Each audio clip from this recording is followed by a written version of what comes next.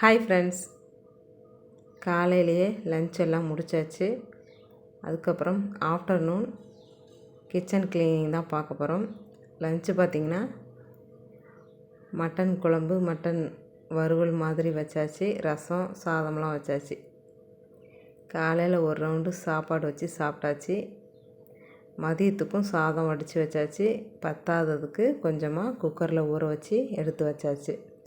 செம டேஸ்ட்டாக இருந்தது லன்ச்சு.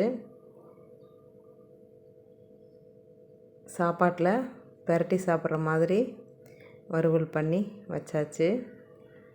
ரசமும் மணக்க வச்சாச்சு. எப்போவுமே நான்வெஜ் செஞ்சால் ரசம் கூடவே வச்சிடணும், சாப்பிட்றாங்களோ இல்லையோ. சாதம் வடித்து வச்சிட்டோம். காலையில் வச்சதில் இன்னும் கொஞ்சோன்னு இருக்குது. அப்புறம் மட்டன் குழம்பு காலையில் வச்சு ஒரு ரவுண்டு முடிஞ்சிருச்சு. மீதி மதியம் வச்சு சாப்பிட்டு முடிச்சிடணும். சாதம் பத்தலைன்னா குக்கரில் வச்சுக்க வேண்டியது தான். நான் சமையல் முடித்து கிச்சனை அழுக்கு பண்ணி கொடுத்துட்டேன். என் தங்கச்சி க்ளீன் பண்ணிகிட்ருக்கா. வாட்டர் பாட்டில் மூடி உடஞ்சி போச்சு. அதை என்ன கந்தரகோலம் பண்ணுறான்னு தெரியல. கடைசியில் எதுவோ உபயோகமாக செய்கிறேன் அப்படின்னு சொல்லி ரெடி பண்ணி வச்சிட்ருந்தா. இப்படி தான் இருக்குது இப்போ கிச்சனோட நிலமை. ஒரு சைடு க்ளீன் பண்ணிவிட்டு எல்லாத்தையும் எடுத்து வாஷ் பேசனில் வச்சிட்டா. அதுக்கப்புறம் பாத்திரத்தை எல்லாம் தேய்ச்சி எடுக்கணும். சமையல் பண்ணி முடிச்சுட்டு எல்லாத்தையும் ஒதுங்க வச்சுட்டு க்ளீன் பண்ணுறது தான் பெரிய வேலை. நான் க்ளீன் பண்ணாமல் சமையல் மட்டும் முடிச்சுட்டு க்ளீன் பண்ணுற வேலையை தங்கச்சிக்கிட்ட ஒப்படைச்சாச்சு. அவங்க தான் ரெடி பண்ணிகிட்ருக்காங்க. இவ்வளோ நாளாக பேசாமல் இருந்து பேச எப்படியோ இருக்குது.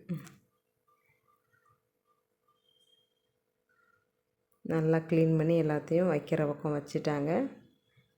எங்கள் வீட்டில் லன்ச்சு செஞ்சு முடிச்சுட்டு மதியம் க்ளீனிங் வேலை இப்படி தான் போச்சு. நமக்கு சமைக்கிறதோடு நிறுத்திக்குவோம்.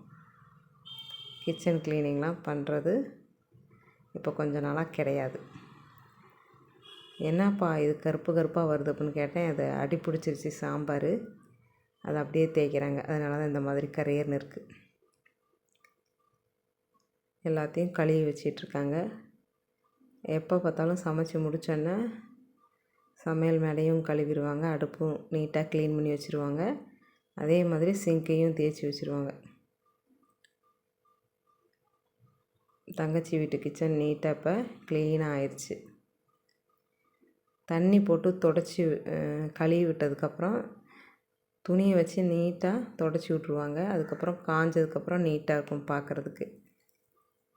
இந்த மாதிரி நீட்டாக தொடச்சி விட்டால் தான் அடுத்த வாட்டி சமையல் பண்ணுறதுக்கு கிச்சனுக்குள்ளே வந்தால் நிம்மதியாக இருக்கும். இல்லாட்டி காண்டில் வெளியில் ஓடிடுவா, எந்த வேலையும் செய்ய மாட்டேன் அப்படின்ட்டு. அந்த வாட்டர் பாட்டிலை கட் பண்ணது கத்தி, லைட்டர் இதெல்லாம் வச்சுக்கிறதுக்கு ஸ்டாண்டாக மாற்றிட்டாங்க.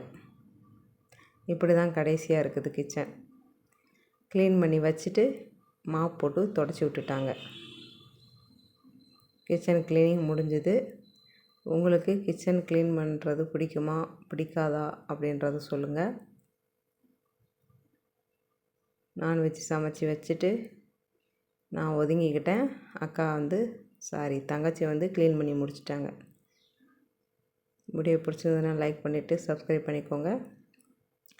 இனி போய் லன்ச்சு செஞ்சதை சாப்பிட வேண்டியதான். பாய் ஃப்ரெண்ட்ஸ், தேங்க்ஸ் ஃபார் வாட்சிங். அடுத்த வீடியோவில் பார்க்கலாம். கிச்சன் நீட்டாக இருக்கா அப்படின்றத சொல்லுங்கள். கிளார் அடிக்குது, ஒன்றும் தெரியல. பாய், நாளைக்கு பார்க்கலாம்.